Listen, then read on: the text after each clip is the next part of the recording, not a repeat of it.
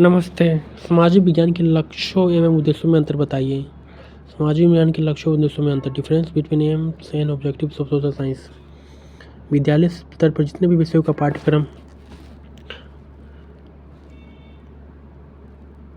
जब निर्धारित किया जाता है उस समय कुछ न कुछ उद्देश्यों का भी निर्धारण किया जाता है। आमतौर पर इन उद्देश्यों को प्राप्त करने के लिए साक्ष्य के रूप में कुछ प्राप्त उद्देश्यों का भी निर्धारण किया जाता है।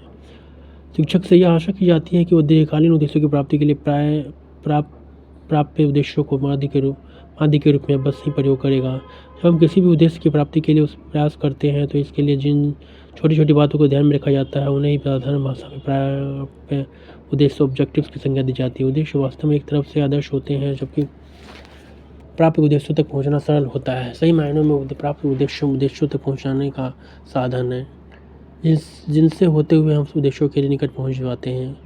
प्राप्य उद्देश्य शिक्षक व बालक का वह प्रतिफल है जिन्हें दोनों ने मिलकर प्राप्त किया। उदाहरण के लिए परीक्षा में अच्छे अंक लाना शिक्षक व छात्र दोनों के प्राप्य उद्देश्य, परंतु जीवन में अच्छा नागरिक बनना व बनाना दोनों बालक व शिक्षक का उद्देश्य है। परीक्षा में अच्छे अंक लाना अल्पकालीन प्राप्य उद्देश्य है जिसे प्राप्त करना ज़्यादा मुश्किल नहीं है, परंतु अच्छा नागरिक बनने का उद्देश्य दीर्घकालीन है जिसकी सफलता विभिन्न परिस्थितियों व संयोजन पर निर्भर होती है। इसलिए इसमें कोई संदेह नहीं कि शिक्षा के उद्देश्यों में गहरा संबंध है।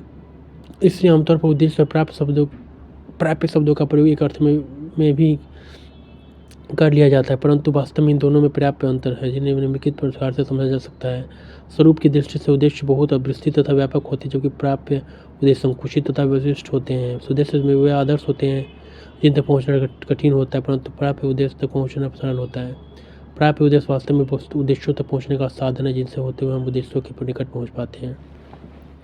उद्देश्य एक निश्चित ध्येय तथा लक्ष्य की ओर संकेत करता है। उद्देश्य वे प्रतिफल है जिन्हें अध्यापक वास्तविक रूप में प्रयत्न के फलस्वरूप प्राप्त करता है, क्योंकि उद्देश्य आदर्श मात्र होते हैं जिनका आधार महत्वाकांक्षाओं पर निर्भर होता है। इसलिए ये परीक्षण तथा प्रयोगों पर आधारित नहीं होते। इनका आधार दर्शन शास्त्र दूसरे उद्देश्य परीक्षणों और प्रयोगों पर आधारित होते हैं, इसलिए इनका आधार वास्तविकता है।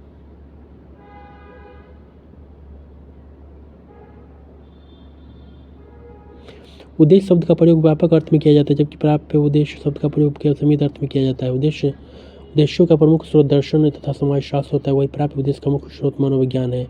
उद्देश्य संपूर्ण शिक्षा प्रणाली तथा पाठ्यक्रम से संबंधित होते हैं, वहीं प्राप्य उद्देश्य प्रायः अधिगम प्रक्रिया से संबंधित होते हैं। उद्देश्यों को मूल्यांकित करना कठिन होता है परंतु प्राप्य उद्देश्यों का आसानी से मूल्यांकन होता है।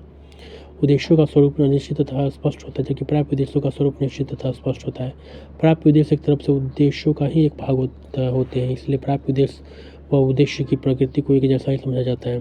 प्राप्य उद्देश्य की प्राप्ति के लिए अध्यापक उत्तरदायी होता है, वहीं उद्देश्यों की प्राप्ति का उत्तरदायी स्कूल, समाज व राष्ट्र का होता है।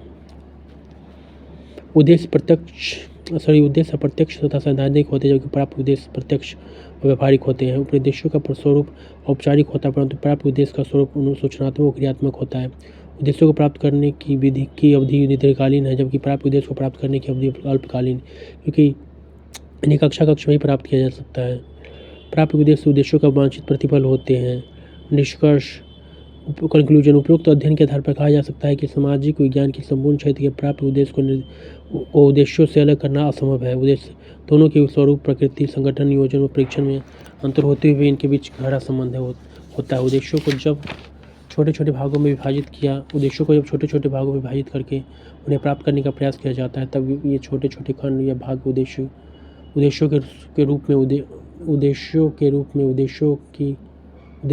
की प्राप्ति के लिए सफलता का मार्ग तैयार करते हैं। Thank you.